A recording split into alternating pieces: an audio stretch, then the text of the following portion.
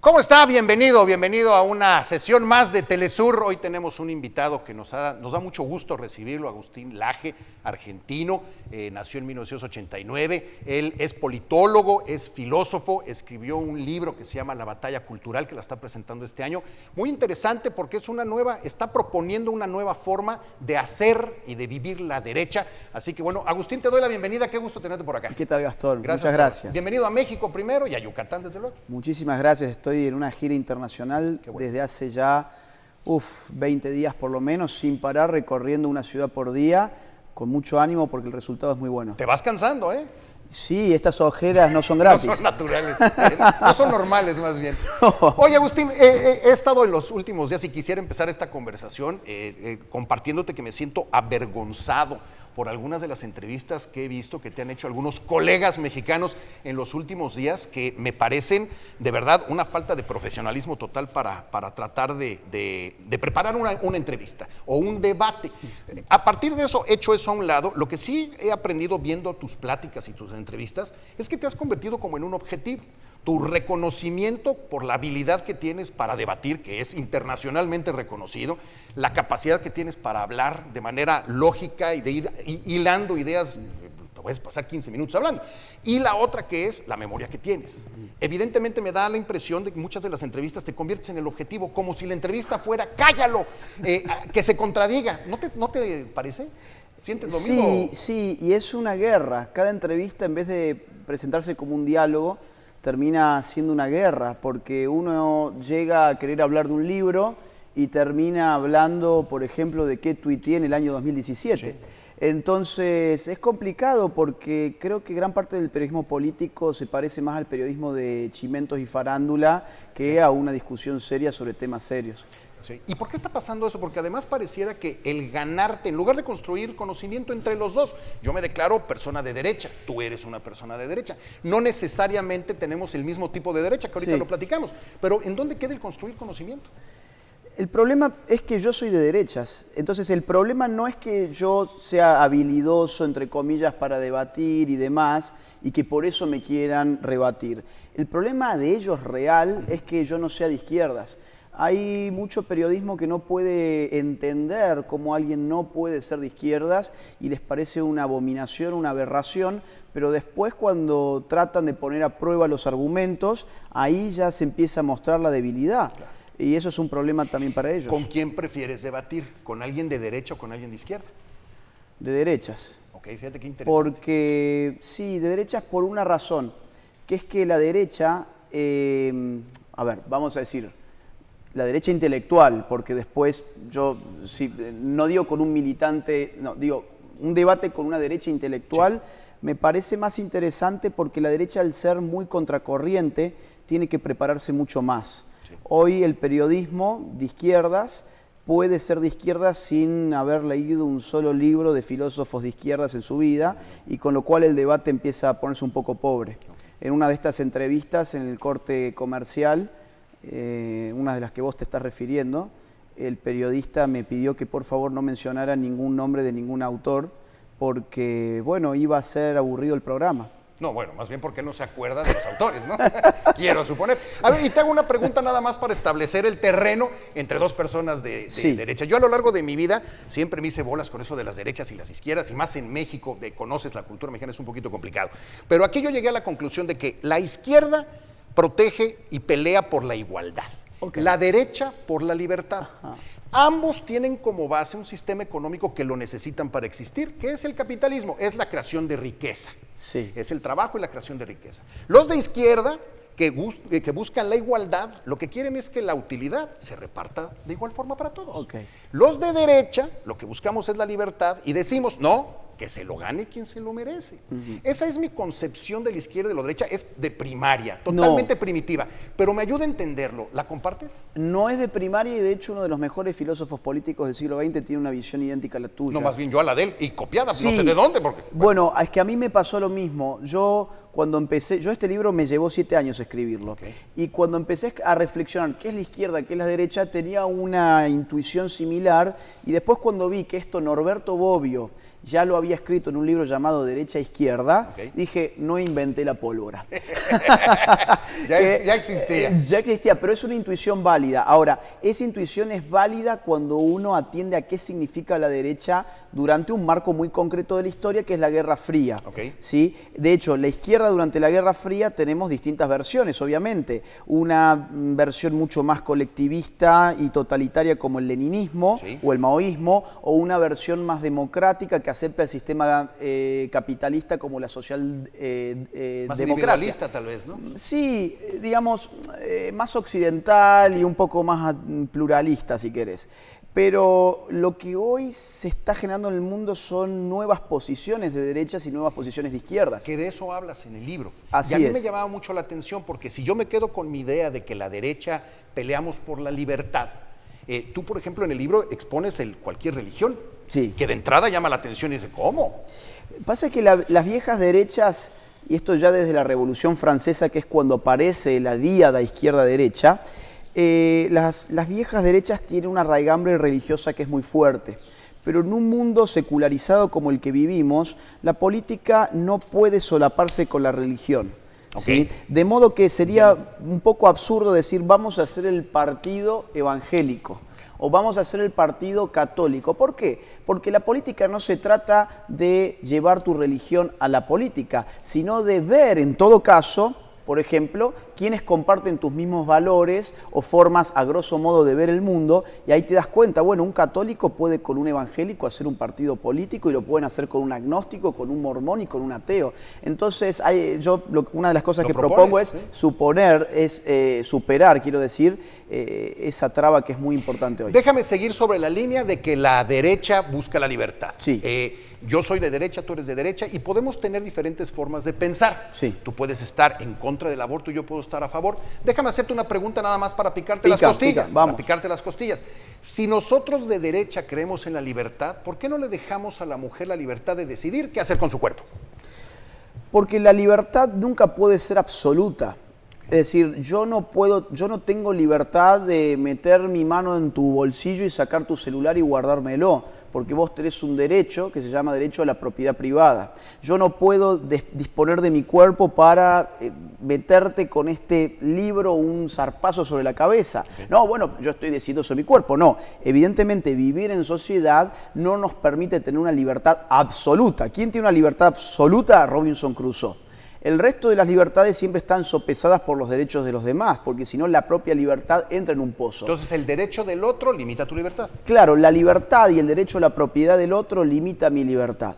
Esto incluso es propio de los libertarios, que tiene una filosofía muy interesante que parte del principio de no agresión. Nadie tiene el derecho a iniciar el uso de la fuerza contra un inocente. Okay. Yo entiendo desde la filosofía libertaria, que es una filosofía que defiende la libertad, que en el caso del aborto sí hay una agresión contra un otro y por lo tanto la libre disposición del cuerpo en ese caso está generando un daño, un derecho de un otro y además ese daño es el derecho a seguir viviendo que tiene el otro. Ahora, me cuesta un poco de trabajo a mí, por ejemplo, en el caso del aborto, déjame tomarlo, me cuesta un poco de trabajo hablar del aborto porque soy hombre, porque no logro entender lo que pasa en la mente. Entiendo lo que pasa físicamente con una mujer, pero no logro entender lo que pasa por su mente. Por eso me cuesta trabajo el poderme meter y decidir por ella. Ese es mi argumento. Ok, pero por ejemplo, a mí me cuesta trabajo meterme en la mente de una persona que está planificando un asalto a un banco, pero entiendo que a esa persona no se le tiene que permitir asaltar un banco. Yo no quiero hacer una comparación lineal entre la mujer y quien asalta un banco. Lo que me estoy refiriendo es que el criterio no pasa por entender qué pasa por la mente del otro, pasa por decir, ¿hay una violación de derechos? Sí, la hay, y en este caso no a la propiedad privada, sino a la vida. Y aparte hay otro asunto, que es que los grupos feministas han generado una atmósfera en la cual ya es casi sentido común que un hombre no debería opinar del aborto, lo cual implica una falacia lógica que se llama falacia dominem. ¿No? La falacia dominem es que yo diga, por ejemplo, lo que vos estás diciendo está mal porque vos utilizás lentes. Y vos decís, ¿y qué tiene que ver? Es decir, para atacar mi argumento tenés que ir a las premisas lógicas del argumento y a los datos en los cuales se puede estar basando el argumento. Lo mismo pasa con, no, vos no podés opinar o lo que vos opinas está mal porque no tenés útero. Pero después, al final del día, cuando vemos quiénes deciden el asunto del aborto, encontramos que son todos hombres y las feministas no tienen ningún problema de que sean hombres. Los magistrados de la Corte Suprema de México, la mayoría son hombres por empezar. Es un buen punto. ¿Puedo ser de derecha y estar a favor del aborto? De nueva derecha, no. ¿De tu nueva derecha o de nueva derecha? No, vamos a ver, lo que pasa es que yo no estoy creando una nueva derecha. Yo estoy tratando de interpretar nuevas derechas que están empezando a emerger en distintas zonas. Tenemos el caso de Vox en España, el caso de Kast en Chile, Milei en Argentina, tenemos el caso de López Aliaga en Perú, Donald Trump en los Estados Unidos, y todas esas derechas coinciden en, por ejemplo, poner un freno al asunto del aborto. Ahora, déjame cambiar entonces de tema. Legalizar el matrimonio entre personas del mismo sexo. ¿Lo ves bien? ¿Lo ves mal? A ver, yo no entiendo cuál es el derecho que se está pidiendo atrás de eso. O sea, tener el mismo derecho y obligación como pareja, ¿no? Es lo que bien, para eso no hace falta ponerle la palabra matrimonio. Para eso simplemente hace falta hacer una reforma de los derechos específicos para, por ejemplo, uniones civiles. Lo que yo entiendo es que del otro lado lo que se está atacando es una institución antiquísima que se llama matrimonio, que como su propio nombre lo indica, está vinculada a la maternidad, porque es una institución en la cual el ojo público pone el foco por los efectos de la maternidad que son las nuevas generaciones. Sí. Entonces, el Estado tiene un interés sobre las relaciones matrimoniales por su efecto reproductivo. Vamos a suponer, vos y yo somos amigos, vamos al registro civil de Mérida y queremos registrar el registro que nosotros somos amigos. Sí. Y el burócrata de turno nos va a decir, bueno, miren, eso es un asunto privado. No, pero además de ser amigos, para ahorrar, compartimos un apartamento. Eso es un contrato privado entre ustedes dos. No, pero además, no es el caso, nos acostamos y tenemos relaciones y tenemos un noviazgo. Eso tampoco es un asunto. Ah, no, bueno, pero yo quisiera, si yo muero, heredarle a Gastón. Bueno, para eso podemos hacer una cosa mucho más simple, mucho más fácil, además para los propios grupos LGBT, que es reformar una ley de herencia, si es que está trabando algo, o una ley de seguridad social, con lo cual yo creo que detrás del asunto matrimonial hay otros objetivos. Y la palabra matrimonio es la discusión, entonces. Sin dudas, miren, hagan un ejercicio muy simple, muy simple. Busquen en Google, ¿sí? Se casó con un árbol, se casó con un color, se casó con una estación de tren, se casó con una muñeca inflable, se casó consigo misma, se casó con una notebook, se casó con un holograma, van a encontrar estos y muchos. Se casó con un delfín. ¿Por qué? Y te lo presentan los principales medios de comunicación. Porque cuando yo expando semánticamente una palabra, licúo su sentido. Si esto es un libro, si yo digo, la silla se llama libro, la banqueta se llama libro, mis zapatos se llaman libros, el estudio se llama libro, y yo después digo, Gastón, ¿podrías pasarme el libro? Yo ya licué el sentido del libro. Entonces yo creo que por ahí está pasando esa estrategia. Oye, rápidamente, otro tema que me interesa mucho de lo poco, no he podido leer tu libro y ofrezco una disculpa por eso. Es nuevo, sí, es nuevo, pero es muy nuevo. El tema del populismo. Estás hablando de la necesidad de utilizar, ojo, el populismo como herramienta dentro de la derecha. Como herramienta de la derecha. Sí, a la izquierda le ha servido mucho y la izquierda está abandonando esa estrategia. Vamos a ver, el populismo es un estilo político, primero que nada. No es una ideología. Hay gente que comete el error gravísimo de pensar que hay algo que se llama ideología populista. No, es un estilo, es una forma. Podemos tener populismo de izquierdas o derechas. Exactamente, es una estrategia. ¿En qué consiste esa estrategia? En nombrar al pueblo. Por ejemplo, si yo acá dijera, el pueblo mexicano es aquel mexicano que se levanta a trabajar temprano, que defiende a su familia, que educa a sus hijos, que etcétera, etcétera, que es honesto, que es buen vecino. Evidentemente no todos los mexicanos hacen eso, pero yo estoy definiendo al pueblo mexicano con un recorte populista. Para dar un ejemplo muy simple, ¿no? Entonces las nuevas derechas en general han apostado de una forma u otra a esas, y eso es lo que les ha hecho crecer. ¿Por qué? Porque la izquierda últimamente, en los últimos años, en vez de haber hecho esa apuesta, está apostando a las minorías, que es la estrategia opuesta. Es decir, no, cuanto más fragmentemos la cosa, no vamos a unir todo en una cosa llamada pueblo, sino que vamos a fragmentar. Entonces la izquierda lo que está haciendo es que está yendo por los sectores con más necesidades nada más. Y está discriminando a los demás, porque a veces parece que eso pasa en México. Pero yo creo que las izquierdas, las nuevas por lo menos, están apuntando a las clases más acomodadas, curiosamente. Estos temas, por ejemplo, lenguaje inclusivo, matrimonio homosexual, leyes de identidad de género, aborto, no son cosas que estén en la agenda de las clases más empobrecidas. Las clases más empobrecidas, por empezar, no quieren matar a sus hijos, quieren salir de la pobreza. Y lamentablemente, bueno, hay estados donde lo único que el Estado le ofrece a una mujer embarazada vulnerable es un aborto. Eso es una realidad. Lo que siento con el populismo es el contrapuntear posiciones, el buscar un enemigo, el estar buscando pelea y siempre dividir en dos. Tengo esa impresión, o por lo menos es lo que me da la impresión que vivimos en México hoy en día. Sí, de hecho es así. Yo te estaba por responder, te estás refiriendo al clientelismo, de hecho te lo dije fuera del aire. Porque hay gente que confunde clientelismo con populismo, pero el clientelismo es que yo te doy algo a cambio del voto. Eso es el clientelismo. El populismo no necesariamente es clientelar. Bien, ahora vos tenés algo que es totalmente cierto. El populismo se basa en una dialéctica. Yo soy de derechas y tengo que señalar a quien es de izquierda, porque la identidad política nunca es una pura positividad, también es una negación de otra cosa. Entonces, esos políticos que son agárralo todo y que en un lado dicen A y en el otro lado dicen B y en el otro C sin inmutarse, es el político que yo no aprecio en absoluto. Yo aprecio en todo caso un político que dice, sí, yo soy esto y por ser yo esto, esos son mis enemigos. Y el populismo sí construye adversarios. En democracia yo le llamaría adversarios porque no hay aniquilamiento. Sí. Entonces, la nueva derecha tiene que ver cuáles son sus adversarios y ponerles nombre y apellido. Todo esto lo vamos a encontrar en el libro, todo lo que estamos platicando. Sí. Última pregunta, ¿fuiste duro con el Partido Acción Nacional, que se supone que es de derecha, y levantaste la mano y les dijiste, oigan, ustedes ya no son de derecha, ustedes andan en el centro? Y además, entiendo que hasta te aplaudieron. Sí, esto fue en una ciudad que no voy a dar el nombre para no comprometer. De cuyo nombre no te quieres acordar. No, al revés. Mirá, me fui entusiasmado. Yo pensé, ahora me van a venir los tomatazos, porque fue dentro de un establecimiento del PAN. Y estaba rodeado de panistas, ¿eh? Estaba el alcalde de la ciudad en la primera fila, con su equipo. Yo no tengo jefes. No soy una persona además ambiciosa. Tengo el mismo auto desde el año 2010. Con lo cual tengo una libertad absoluta para decir lo que se me canta la gana, y si a alguien no le gusta que se vaya, y si a mí no me gusta el ambiente me voy yo. Entonces tengo una libertad absoluta. Entonces, incluso en el círculo, digo... Que no existe la libertad absoluta, hace rato nos lo dijiste. No, pero sí de pensamiento. Ay, por más que te quise agarrar, ya te quería atrapar en algo y ni así pude, pero bueno. La libertad de pensamiento, aún en un campo de concentración, todavía la tenés. Total. Eso no lo puedes evitar. Nada que decir. Cuando, digamos, en este espacio que era del PAN, y además estaban las autoridades del PAN... ¿Y sabían qué ibas a decir? Yo creo que no. Bueno, mejor. Mejor, no había spoiler. Cuando lo dije, yo pensé, y ahora la gente se empieza a parar y se va, y se enojó. Nunca fui tan aplaudido en México. Me cortaban cada 10 palabras que yo decía, me aplaudían. ¿Pero por qué? Porque eran las bases del PAN.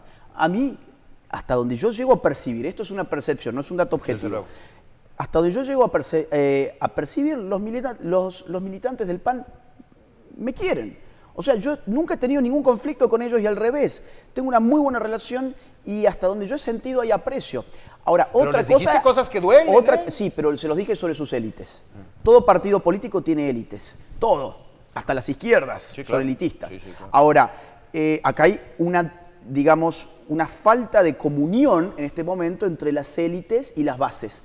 Las bases quieren reafirmar los principios conservadores y de derechas que tiene el PAN, y las élites, o ciertas élites del PAN, están muertas de miedo de lo que pueda decir la prensa de ellos. Y ese es el problema. El problema es que ahora lo que pasa en la prensa, lo que pasa en las redes, se convierte en un hacedor de políticas públicas. Yo necesito entender cómo es posible que eso suceda. Hay gobiernos, hay partidos que gobiernan por lo que les dicen las redes sociales. Hay una diferencia muy... ¿Hablas de redes sociales? Totalmente. No, y hablo de la manipulación de las redes sociales. Estamos yendo a una situación psicopolítica donde una gran corporación tecnológica puede determinar el decurso de una elección popular. Desde luego. A ver, en el año 2012, pongamos un dato que a mí me impactó mucho cuando estudiaba para el libro. En el año 2012, Facebook, para la revista Nature, que es una de las revistas académicas más importantes del mundo, hizo una investigación sobre 61 millones de norteamericanos en las elecciones intermedias de la era Obama. Okay. Y solamente cambiando un botón que le pusieron ya he votado, poniéndole la foto de los amigos que ya habían votado, la dirección de dónde había que ir a votar y cambiando el feed de la persona, impactaron en el resultado electoral. Y ellos lo reconocen en la revista Nature con números, estadísticas y todo. O sea, solamente cambiando un botón de una red social, haces un experimento sobre 61 millones de personas que no saben que están siendo... Asusta. Pero claro, están siendo sujetos de un experimento que no conocen y encima tu conclusión es que les manipulaste el voto. Sí. Año 2012, revista Nature, experimento de Facebook.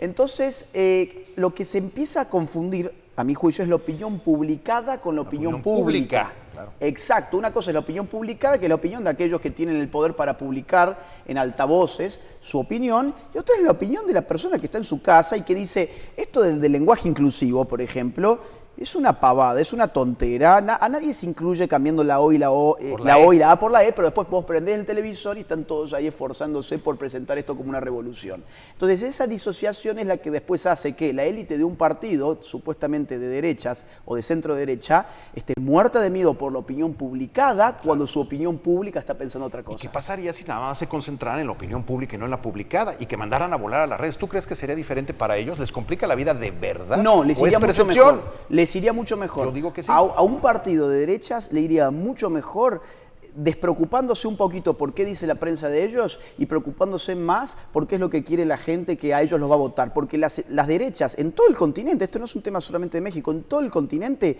la centro derecha se ha corrido el centro pensando que a los progres los iba a seducir. No, a ver, a los dirigentes del partido del cual estamos hablando, si ustedes piensan que un progre los va a votar porque hagan un curso feminista, mejor olvídenlo, recuperen lo que había, que se les está yendo y ya hay efectos muy claros. En el caso de España, Vox le quitó el electorado al PP. En el caso de Milei en Argentina le quitó gran parte al macrismo. En el caso de Kast le quitó tanto al piñerismo que el piñerismo quedó cuarto en las elecciones nacionales. Están avanzando. Están avanzando las nuevas derechas. ¿Por qué? Porque no tienen pelos en la lengua, porque además está cambiando el clivaje de clase, los sectores populares están empezando a votar de nuevo a las derechas, los sectores más ricos y los hijos de los empresarios que mandan a sus hijos a las universidades, donde les revientan la cabeza, llegan a su casa con la banderita del Che Guevara, después eso es indefectible. Sí, claro. Entonces está cambiando mucho la cosa, pero en la nueva derecha yo creo que va a ser un actor político a mediano plazo muy importante. Tu libro es una lectura obligada para las próximas semanas. Agustín, pues nada más agradecerte el que hayas aceptado la invitación.